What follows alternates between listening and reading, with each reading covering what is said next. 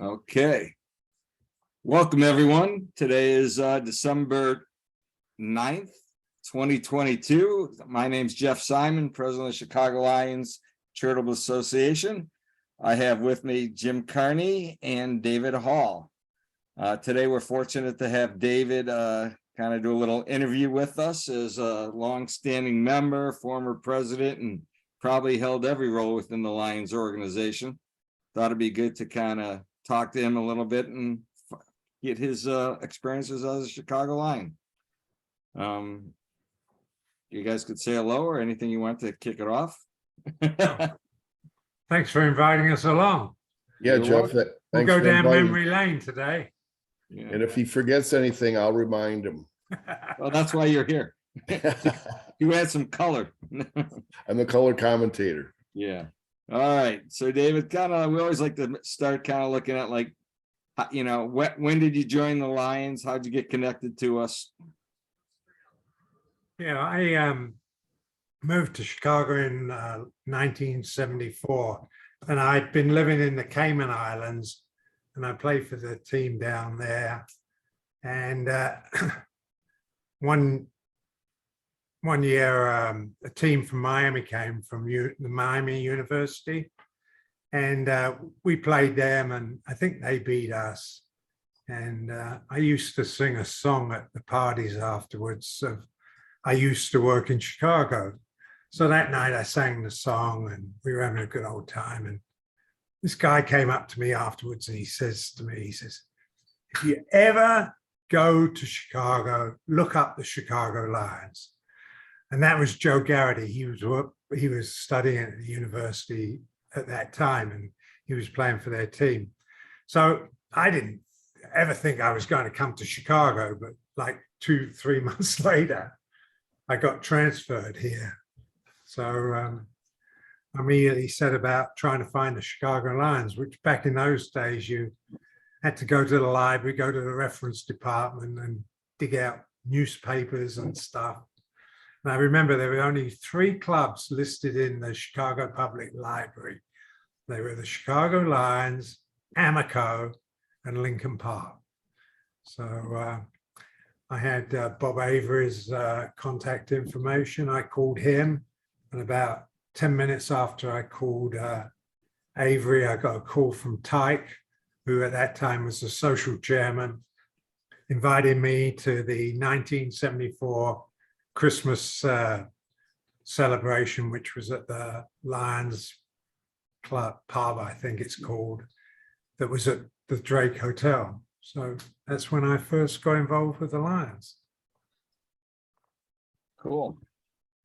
And So my motto on that is, wherever you go, talk about the Chicago Lions and tell everybody to join them. well, you'll have to lead us in the song. Yeah, And what position did you play? I played prop forward. Okay. Yeah. And when you joined, how many sides did the Lions have?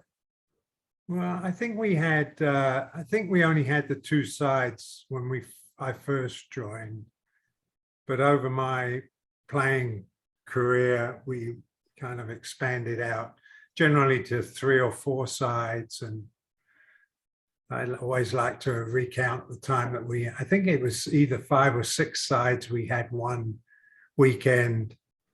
That time I was a match secretary, and of course, anybody wanted to play the Chicago Lions, I said yes. And that weekend, I kind of lucked out where teams wanted to come and play us. So I said to the committee, I said, we got to figure out how to do it. And, some people played 2 games that day, but it was good.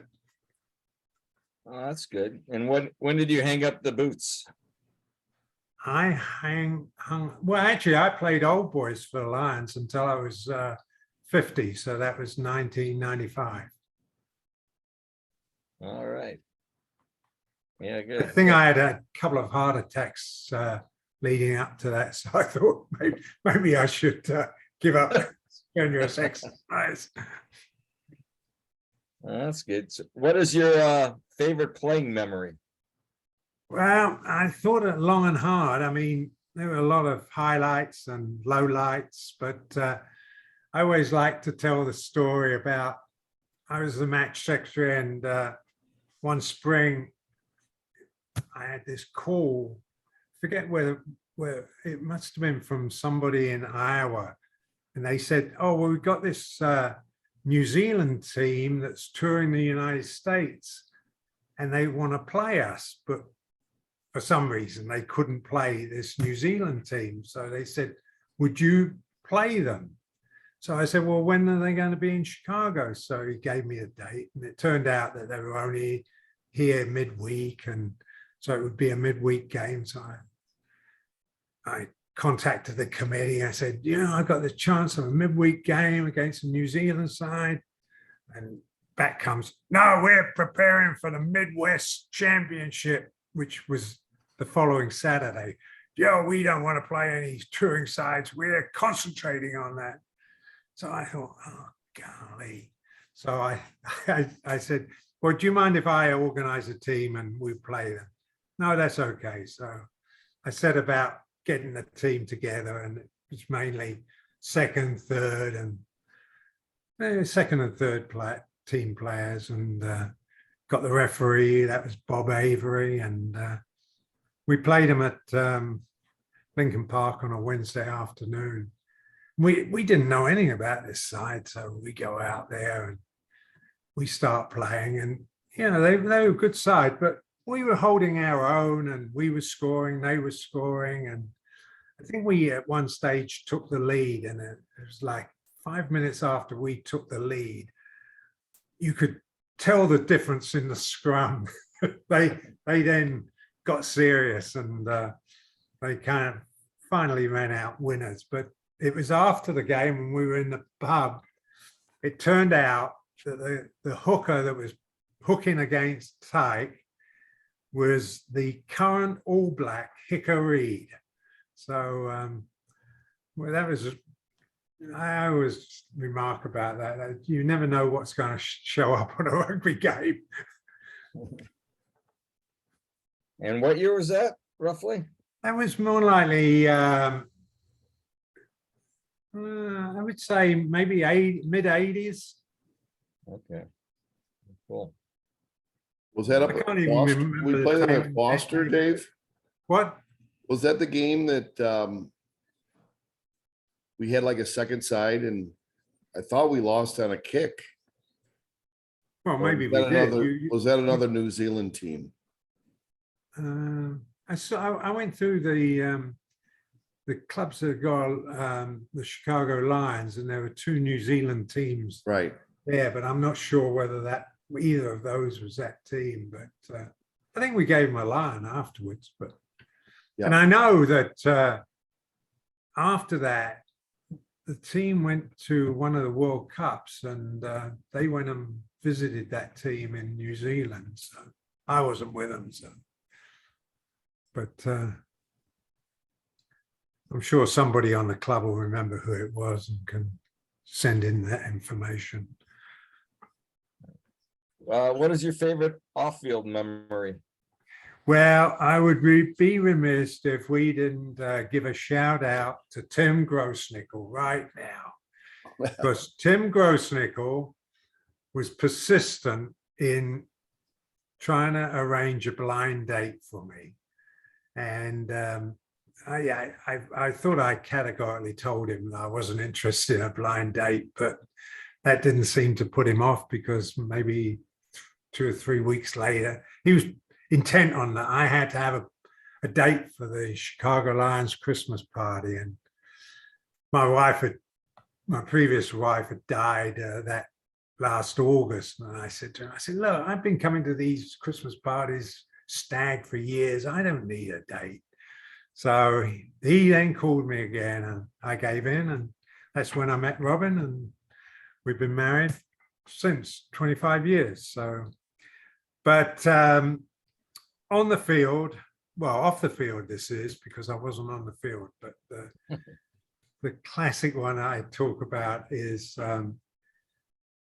Tyke and I went to, and our wives, we went to the World Cup when it was Ireland. It was played in Ireland, Scotland, England, and we went to Ireland, and we were at the airport flying to Dublin, and we met Bill Podwell. He was a Milwaukee guy, and he says, and we told him we were going to the World Cup. He said, "Oh yeah, I'm going to World Cup. Maybe I'll see you there."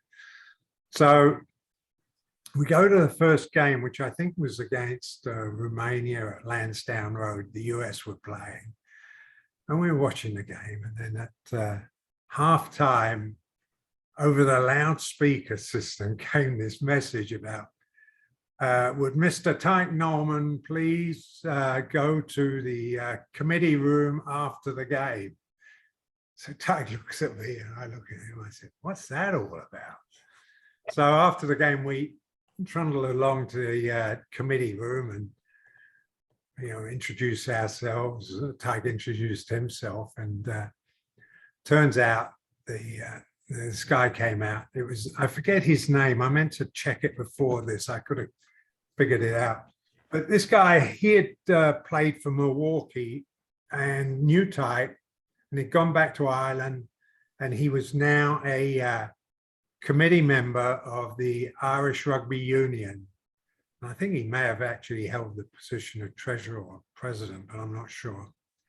So he invited us in. So we went in, and we were in the committee room having drinks, and all the players are there, and we're meeting everybody. And so anyway, they came up to us afterwards and said, "Were you coming back to Ireland? Are you staying here?" So I said, "No, well, we're going to Edinburgh, leaving for Edinburgh. We're going to go and see the Scotland Springbok game, but we're going to come back for the next US game."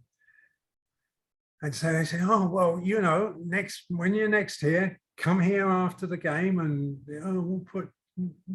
we'll look after you." So I said, "Okay, fine." So go to Scotland, come back to Ireland. We go to the US game, and after the game, we trundle along to the committee room, and in we go, and they're all there, and we're meeting everybody and having a good old time. So this guy, he says to us, he says, "Oh, on that Saturday, Ireland were playing Australia." He says, "Oh, you got tickets for the game on Saturday?" So we say, "Oh no, we couldn't get tickets for that. We're just going to watch it on TV and enjoy ourselves and blah, blah, blah." So we're carrying on drinking. So then this woman comes over to me and she says, "I understand you want tickets for Saturday's game." I said, "Well, if we can get them, but we understand it's a sellout." And that. So she said, "Well, how many tickets do you want?" I said, "Well, we want 4. So away she goes. So she comes back. She said, "I got these 4 tickets. I think it was like £50 a ticket." So I paid her $200. So we got these tickets, and we couldn't really tell by reading them where they were, but they looked like good tickets. So on the Saturday, we go along to Lansdowne Road, and these tickets were tickets for the committee box right on the halfway line, where all the players sat and the president of Ireland sat and all the bigwigs. And it was really a kind of a great experience. And of course, we went back to the committee room afterwards and had drinks after the game. So that was one of the highlights of the off-field memories I had. That's great. What was your best tour that you were on? Wow. I'm biased here because I lived in the Cayman Islands before I came here. So I would say the Cayman tour. It was soon after I'd moved here. Of course, everybody knew I'd lived in Cayman Islands. So that time they used to have a tour like at the end of the fall season. I know they went to Hawaii one year. They went to Jamaica one year. So they said, "Well, can you organize a tour to Cayman Islands?" I said, "Sure, I'll contact them." So we had I think it was a 1-game or 2-game tour. We played the same team twice, but it was fun. They really looked after us well, and there's some good stories from it. 30 guys on mopeds all over the island. Jim went on it. Diablo went on it. Actually, we had a pretty good team, didn't we? Oh, yeah, we had Rowan and Paluzzi and Donlin and Peter and the Pest from Australia. Yeah. We had big. And then Greta- they reciprocated our trip. They sent their old boys up here and we played them. I think it was one spring, I think it was, right on at Foster Avenue on the lakefront. And it was really cold that day. I was feeling sorry for my friends from the Cayman Islands, but we were perfect hosts. We let them win. I don't know whether we let them, but they won. And of course, that made their whole weekend. They really enjoyed their visit to Chicago. Cool. And what roles did you serve on the Lions? Well, initially I was, I forget the name of the position. It was kind of the committee member that took all the complaints from players and fed it to the committee. But then I soon became match secretary, and I held that for a number of years, mainly because nobody else wanted to do the job. But I kind of enjoyed it. I kind of liked that type of thing where, you know, back then it was all so-called friendly games and you didn't have any set schedule. So every year you'd have a blank piece of paper and you'd have to find teams to play and try and make them even between home and away and not too many away at the same time. So it was a challenge and kind of enjoyed it. And that was before computers. That's when you had to dial the phone and call them and speak to them on the phone. And Right. So yeah, I used that for a number of years, and then one year I forget what I'd had. I think I dropped out a bit because my first wife was sick, and I didn't do anything with the club. And then they needed a president, and they wanted me to be president. I said, well, you know, I'll be president if somebody would be match secretary. And so Vinny at that time was, I think he was president or something. Anyway, I traded with Vinny. I said, you be match secretary, I'll be president. So I was president for a few years, and then I went back into being match secretary again. I was there for quite some time, but then, you know, all this league stuff started coming up. I mean, I couldn't deal with it. I didn't like it. So I hung up my boots and rode into the sunset. All right. And then I think that the leagues are kind of spoiled rugby to a certain extent. You know, especially when I see where the distances the first team have to travel. I mean, you know, we used to play Pittsburgh, but golly, we didn't go there every year. And, you know, we go 1 year and then maybe 2 years later they come and play us. And but yeah, I feel for the guys. I mean, it's a big commitment to play rugby these days. yeah, it is. It's And then of course you get the situation where the first team are playing in Pittsburgh, and then you got to field a second team down in wherever, Indianapolis or whatever. And I mean, it's a strain on the club that's unnecessary, I think. But you can't roll back the clock. They're here now, and that's it. So right. So before we get into youth rugby, now we have a new Major League Rugby team in Chicago. What's your thought on that? It's going to be interesting. I spoke to Chevy the other week at the game, and you know, he had toyed with the idea of, with some other people, of heading up that franchise, but he said he wasn't too confident in how long it would last and the commitment and what have you. So he took a pass on it. So we'll see. I don't know. It's a big nut to crack. You got to pay players and pay for a stadium. You got to fill a stadium up, and yeah.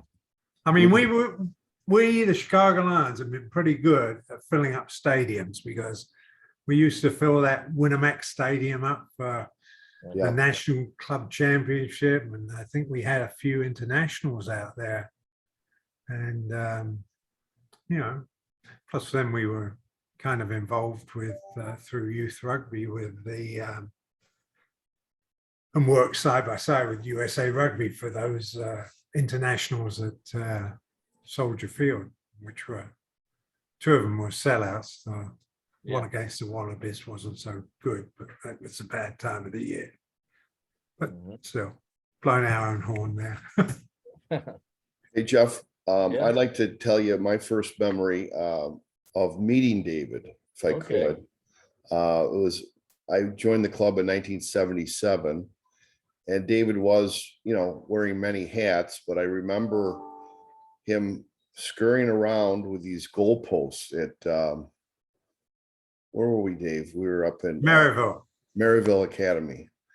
And David, there were these posts that Tyke had bought that were full rugby, those long metal posts. And David's got his station wagon. He's got the posts on the top of the station wagon. You could see the car kind of denting on top. And his wife, his first wife, Patty, is screaming. And I looked at him and I said, I didn't never met a rugby guy that had a wife. But I had just come out of college. So he was one of those guys, just like you, Jeff, that wore many hats, and like the Lions, with Tyke and Dick Smith and all the old guys, there always seems to be one or two guys in the club that carry most of the weight. And David certainly was one of the first guys to take the club, I think, into another level. But we always had a lot of fun, didn't we, Dave? Traveling. Oh, yeah, it's great. I'm not going Oh, to we say got to that. talk about that under youth. We'll talk about some of the good times we had with the youth rugby in a minute. But just going back about those posts, Tyke arranged for these posts to be made. Well, only the best it was good enough for Tyke. So these weren't little 60 flimsy feet posts. high. These were built out of steel tubing. They weighed a ton. But it was a hell of a job to erect them, and we were up there. We're going to. I keep on meaning to go back to Maryville to see if they're still standing. They have to be. So you just had to put them up one time and they stayed No, up? we put them up permanently. Yeah, Maryville permanent. Yeah, Academy. one time. I mean, yeah, permanently. Yeah. Yeah. Sorry. And I think the next week we played Gloucester, and Gloucester had 2 or 3 or maybe 6 English internationals. I remember Wilson had to play this Mickey Burton, who was a big prop. And I looked at somebody and I said, I think I'm going to go play for Lincoln Park. This is way too violent for me. It was close at half, and all of a sudden the second half comes out and Nick's getting whacked and Paloozi's getting whacked. And they didn't like the fact that we were up. And I think we lost, but it was a close game. And they were a powerful English side. This is I think it was April of 77, but Yeah. And they brought 2 sides. So the second side played their second side that same day. and then they played the Midwest, played Gloucester later. I think they trounced them, Yeah. but it was Great quite fun. an experience for a college kid seeing these grown men, and the party afterwards. These guys were, coal miners. Yeah. And this was before the clubhouse was done, right? Or bought? Yeah. or- okay. Yeah. Yeah. Mhm. Yeah, I joined in 86 and I just remember fall of 86. And I just remember David pretty much was always involved during my whole playing career doing something for the club. So. All right. So let's talk about youth rugby since the story, because didn't you help? It used to be called, now it's called Rugby Illinois, but it was called something else. And didn't you help start that? Well, just give you some background on youth rugby. When I first came here, there wasn't much going on youth rugby in the middle 70s. And I think it was in either the late 70s or the 80s. They had a few youth teams on the North Shore. I think there was a New Trier had a team, Evanston High School had a team. Anyway, they had a really bad accident in one of these games. and it ended up in lawsuits and everything, and it basically stopped youth rugby. Yeah, that was a Until Loyola the kid in early 1970. That was a 90s, Loyola and then- kid in 1979 is when that happened, I think, something like that. 1979. Yeah, I there think you so. go. Yeah. And then it all died until about the early 90s when Nolan Day and a few others had teams, and they had they played kind of friendly games against each other. And then it came to a point in the mid 2006, I think, or 7. And Bergman had a team, Hershey High School playing, and he was getting frustrated with the lack of organization and what have you. So he said he approached, forget whether he approached Tyke first or me, but anyway, he approached both of us and wanted to know whether we would help organize youth rugby. And so we said yes, and Tyke was the president, I was the vice president, but it wasn't really Tyke's cup of tea. And he only lasted like 2 years. And then I took over being president from him. And but in between, prior to organized youth rugby, my eldest son had gone off to Kentucky to school, and he was no longer sooner there that he discovered the rugby team. So at the end of his first year, came home for summer, and him and a guy down the road who also went to Kentucky said, "Oh, we should play rugby during the summer." So I said, "Well, yeah, that's a good idea. We'll have some sessions and some scrimmages." So we started organizing it, and they were getting their friends out.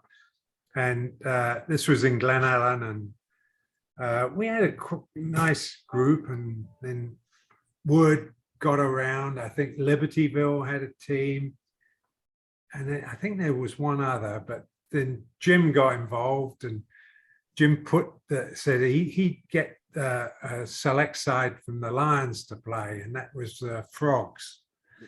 Kermit the So we would, Frogs. what? Kermit the Frogs. Yeah. So I had old Wilson and Fedorenko out for a training session, and everybody was getting really excited, and we were playing these games. And I think we only did it 1 year. I'm not sure, maybe 2. I can't remember. But we ended up the year when we played the Frogs, and we had the infamous party at my house that ended up with everybody doing the elephant dance around my backyard. In Glen Ellen. Yeah. So I think I soon moved out of Glen Ellen. Yeah, I think you had to.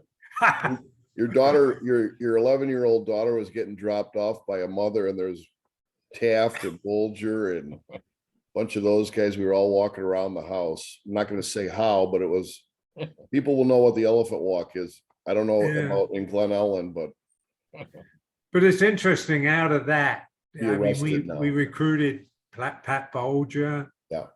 Tim Ryan, Steve Yeah. Taft, Jim Quigley, and I'm sure I'm missing some, but we got a good number of players out of that,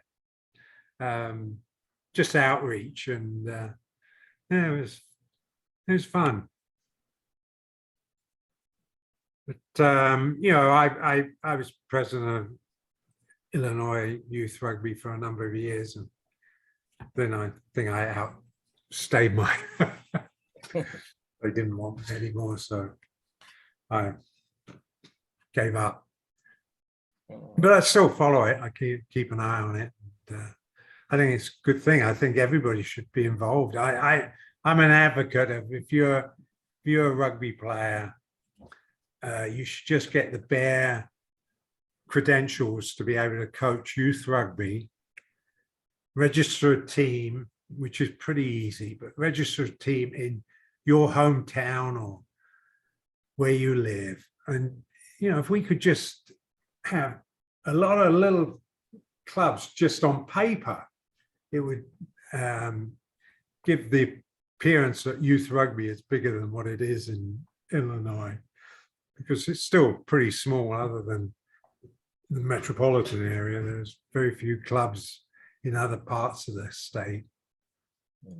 But there are guys who do this grassroots stuff. There's a South African guy who lives in Effingham, and he just arranges this little club through the Park District, and he recruits the players and he divides them up into different teams, and they all have their little names, and they have a little a real little competitive rugby schedule down there in Effingham.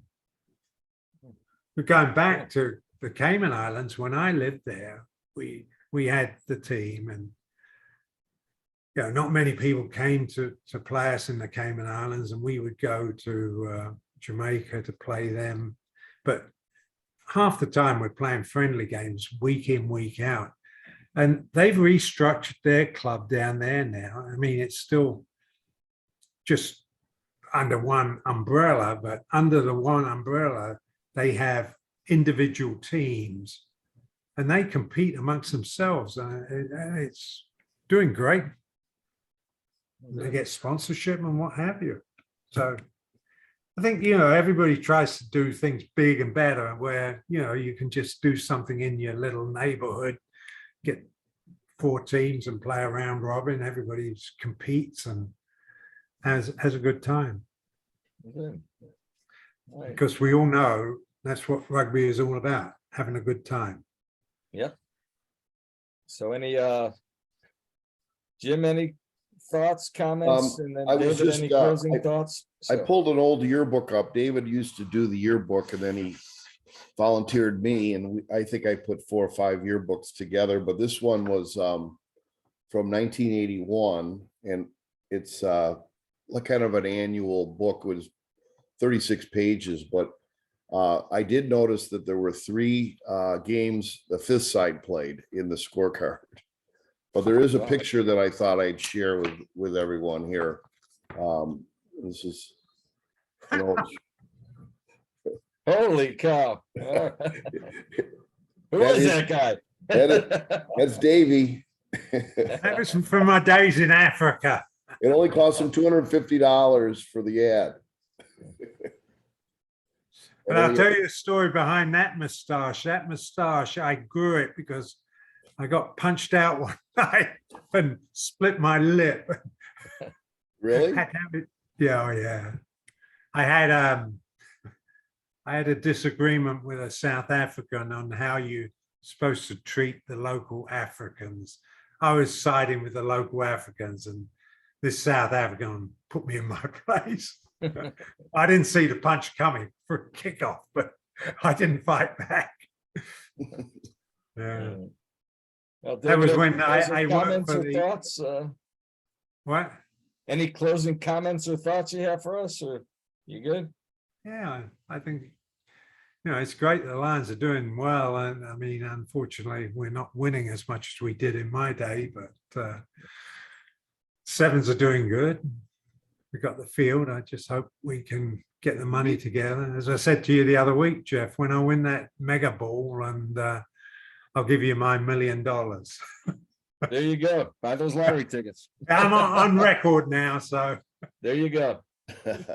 All when I right. Thanks a go lot, up to Joe. get that big check, you'd be there, you'd take the first $1 million off me. There you go. It's a tax deductible donation. That's right. All right. Well, Great. Dave, we appreciate the time with you Yeah. today and everything that you've done for the Lions over the years. And, it's great to still have you around, and you're still coming out to games and everything. So thank you. Yeah. Well, thanks for inviting me on this. It's been fun going down memory lane. Yeah. Dave, you're down 2-0. Messi scored a penalty kick. Yeah. Okay. I'm not so much the dark horse in that. All right. All right, guys. And thanks, Good to Jeff. see you, Jim. Good to see you, Jeff.